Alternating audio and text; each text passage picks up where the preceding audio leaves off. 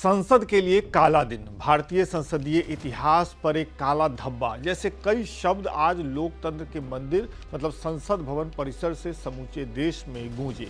आज शाम ठीक 3 बजे लोकसभा के स्पीकर ओम बिरला ने कहा कि कल लोकसभा में विपक्ष के सांसद प्रधानमंत्री के साथ कुछ अप्रत्याशित करने वाले थे। उनके पास सूचना पहुंची तो उन्होंने पीएम को हाउस में आने से रोक दिया, हाउस में आने से उन्होंने मना कर दिया। मुझे बड़े दुख के साथ सभा को सूचित करना है कि कल इस सम्मानीय सदन के कुछ सदस्यों ने लोकसभा चैम्बर में जिस प्रकार का व्यवहार किया, ऐसे दृश्यों का सृजन किया, वो लोकसभा की शुरुआत से लेकर आज तक कभी नहीं हुई। हमारे संसदीय प्रणाली में सदन के सभापति का गरिमा में स्थान हमारे संविधान में ही सर्जित किया है।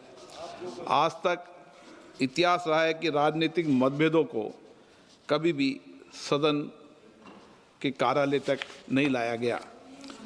प्रतिपक्ष के सदस्यों ने जो व्यवहार अध्यक्ष के कार्यालय में किया, वो हमारी संसदीय परंपराओं के लिए न उचित था, और तो मैं कहूँगा कि वो एक ब्लैक स्पॉट की तरह था। हम सबको सदन सुचारू रूप से चलाने में सहयोग करना चाहिए। इसके बाद जब सदन के नेता को सम्मानीय महामहिम राष्ट्रपति के अभिभाषण पर जवाब देना था, तो मेरे पास पुख्ता ऐसी जानकारी आई कि कांग्रेस पार्टी के कई सदस्य माननीय प्रधानमंत्री जी के आसन पर पहुंचकर कोई भी अप्रत्याशित घटना कर सकते थे। ये दृश्य मैंने सदन में देखा भी सही। अगर ये घटना हो जाती तो ये अत्यंत अप्रिय दृश्य देश के लोकतांत्रिक परंपराओं को तार-तार कर देता। इसको टालने के लिए मैंने माननीय प्रधानमंत्री से आग्रह किया कि उन्हें सदन में नहीं आना चाहिए, और सदन के सभापति होने के नाते मेरी जिम्मेदारी बनती थी कि सदन की उच्च परंपराओं, गरिमाओं को अक्षुण्ण बनाए रखें। सदन के नेता सदन में न बोले, ये सभा के लिए किसी प्रकार के लिए उचित नहीं है। सदन के नेता ने उपस्थित न रहकर मेरे आग्रह को मानकर सदन को अप्रिय दृश्य से बचाया। मैं माननीय प्रधानमंत्री जी को इसके लिए आभार व्यक्त करता हूं कि उन्होंने मेरे सुझाव को माना। आप पोस्टर, पंपलेट लेकर आएंगे तो सदन नहीं चलेगा। आज भी नहीं चलेगा, कल भी नहीं चलेगा। सदन की परंपराओं, गरिमा, सभागृह की गरिमा परंपरा को रखो। कल की घटना देश ने देखी है, किस तरीके से महिला सदस्य वहां तक पहुंची है। ये कोई उचित नहीं था और ये सदन की गरिमा के अनुकूल भी नहीं था। आप सभागृह की गरिमा को गिराना चाहते हैं। आप अपनी तरफ रहें, उनकी तरफ रहें। भाषण शब्दों से आप आरोप प्रत्यारोप लगा सकते हैं, शब्दों से कोई भी बात भी कह सकते हैं, लेकिन आप इधर आसन में आकर जिस तरीके की घटना कर रहे हैं, ये उचित नहीं है। सदन की कार्रवाई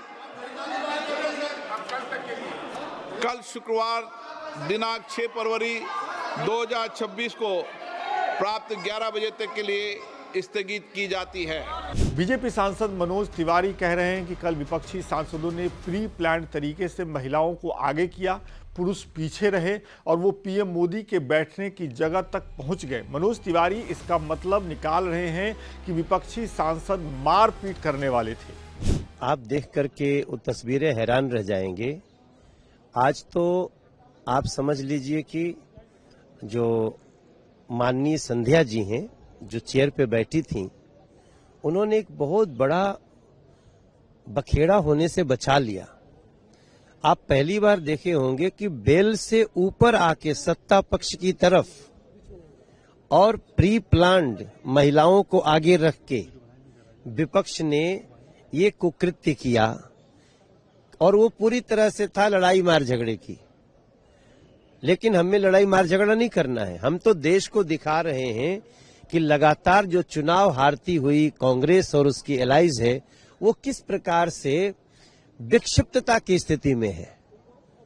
हमने आज तक नहीं देखा था, जहां प्रधानमंत्री जी बैठते हैं उसके भी 3-4 चेयर ऊपर जा करके महिलाओं का झुंड आगे, फिर पीछे पीछे सभी पुरुष। ये स्थिति क्या कहती है? ये स्थिति कहती है कि हम, जनता हमें हरा रही है तो हम आपको सदन में बोलने नहीं देंगे। देश को इतना बड़ा गौरव प्राप्त हुआ है यूएस डील के साथ, इंडिया यूएस डील के साथ, तमाम बड़े बड़े देशों के साथ जो हमारी व्यापारिक डील हो रही है, जो हमारी इतने दुनिया के इतने मंद मुद्रा स्थिति के बाद भी हमारी जो स्थिति बनी हुई है, इसका आप गुणगान तो नहीं होने देंगे, हमें पता है, लेकिन आप प्रधानमंत्री जी तक को नहीं बोलने देंगे और उसके लिए आप मारपीट और अव्यवस्था करने तक आएंगे। ये देश देख रहा है और देश इसका जवाब कांग्रेस और उसके एलाइज से मांगेगा।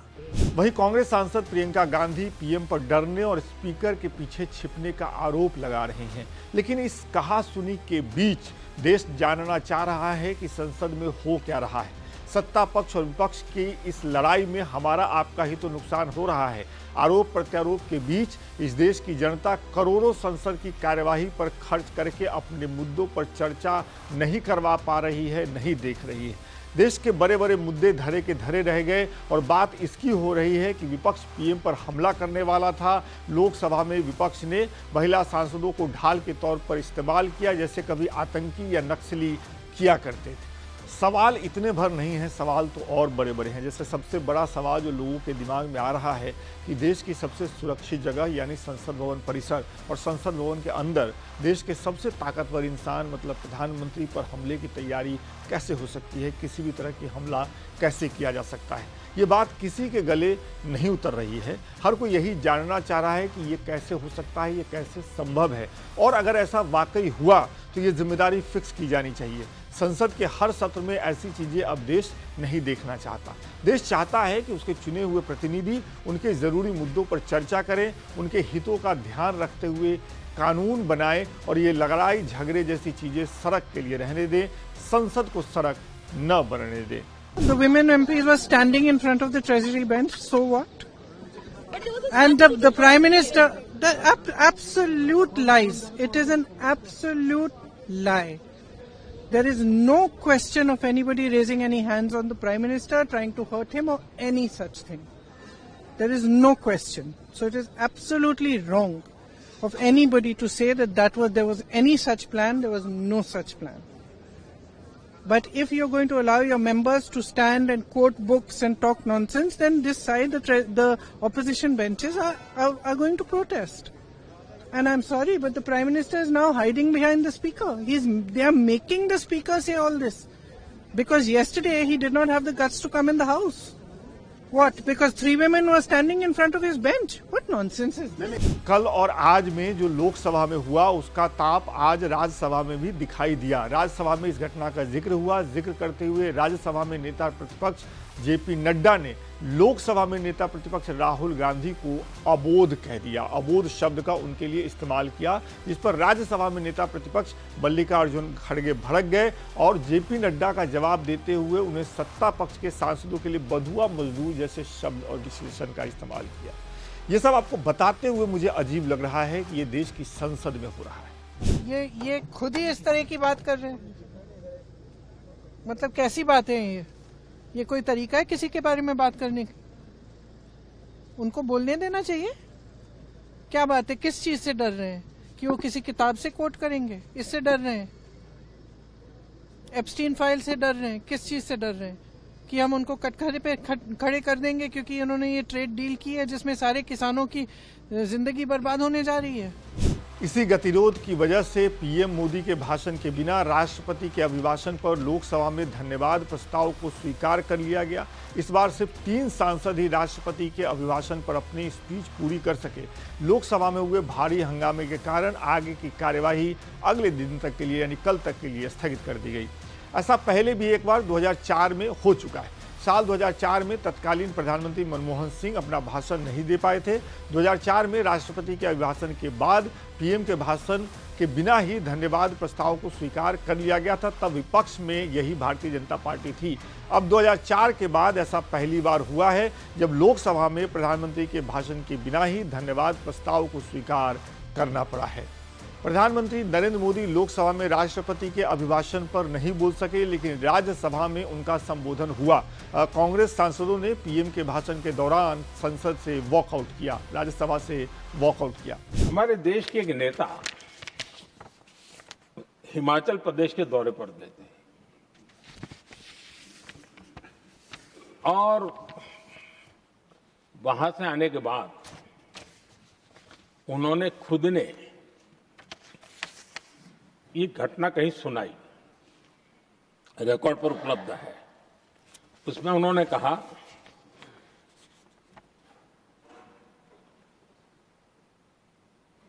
उस नेता ने क्या कहा, मैं उन्हीं के शब्द पढ़ रहा हूं। काफी लंबे समय तक मुझे योजना आयोग से संघर्ष करना पड़ा क्योंकि वे पहाड़ी क्षेत्रों के लिए अलग योजनाएं बनाने को तैयार ही नहीं थे। मैं हिमाचल प्रदेश गई थी। जब मैं वापस आई तो मैंने योजना आयोग में कहा कि हमारे कामदारों को, वर्कर्स को जीप की जरूरत नहीं है, बल्कि खच्चरों की आवश्यकता है ताकि कम से कम उन पर सामान आदि लादा जा सके। आगे उन्होंने कहा, लेकिन मुझे बताया गया हम पैसा तो जीप के लिए ही देंगे क्योंकि खच्चरों के लिए पैसे देने की पॉलिसी नहीं है।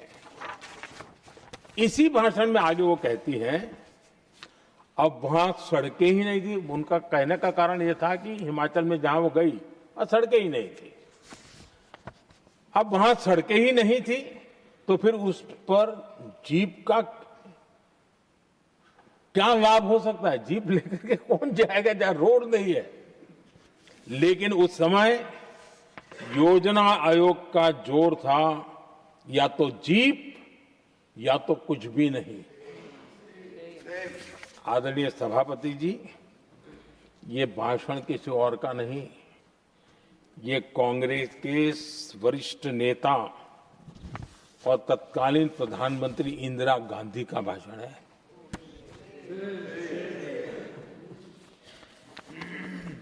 कांग्रेस के लंबे शासनकाल में यही कार्यशैली रही और जिसको इंदिरा जी खुद जानती भी थी कि ये पाप चल रहा है, लेकिन इस कार्य संस्कृति को सुधारने के लिए उन्होंने कोई कदम नहीं उठाया। और इंदिरा गांधी जिस प्लानिंग कमीशन की धज्जियां उड़ा रही थी, उसके जन्मदाता उनके स्वयं के पिताजी थे। और प्लानिंग कमीशन को बना और इंदिरा जी ने जब कहा, उसके बीच में 2 दशक बीत चुके थे, लेकिन हाल यही था। और 2014 तक सब दुखी थे, सब परेशान थे, सब गलती देख रहे थे, लेकिन सुधार करने की तैयारी नहीं। 2014 के बाद जब आपने हमें मौका और कांग्रेस ने जिस प्रकार से प्लानिंग कमीशन अटकाना, लटकाना, भटकाना वाली कार्यशैली बना दी थी, 2014 में जब हमें मौका मिला तो हमने आकर के काम किया, प्लानिंग कमीशन को खत्म कर दिया और नीति आयोग को बना दिया। जैसा कि मैंने पहले बताया, संसद का ये कोई पहला सत्र नहीं है जिसमें सत्ता पक्ष और विपक्ष के बीच गतिरोध चरम पर है। पिछले कुछ सत्रों से हर बार यही होता आया है। इस बार ऐसा कब शुरू हुआ वो आपको बताते हैं। बजट सत्र की शुरुआत राष्ट्रपति के अभिभाषण से हुई। उसके बाद वित्त मंत्री ने देश का बजट पेश किया। बजट पेश होने के बाद राष्ट्रपति के अभिभाषण पर चर्चा शुरू हुई। लोकसभा में नेता प्रतिपक्ष राहुल गांधी अपने भाषण के दौरान पूर्व सेना अध्यक्ष की एक किताब का जिक्र करके कुछ कहना चाह रहे थे, जिसका सत्ता पक्ष ने कड़ा विरोध किया। पूरे 48 मिनट तक यही सब चला। लोकसभा स्पीकर ने व्यवस्था दी कि किसी भी किताब के आधार पर हाउस में चर्चा नहीं होगी। इतना कुछ होने के बाद बीजेपी सांसद निशिकांत दुबे ने कुछ किताबों का जिक्र करके शून्यकाल में लोकसभा में देश के पहले पीएम पंडित नेहरू पर निजी टिप्पणियां की। निशिकांत दुबे के इसी भाषण के बाद लोकसभा का माहौल पूरी तरह से बदल गया और स्थिति यहां तक आ गई कि एक ऐतिहासिक परंपरा फिर से टूट गई।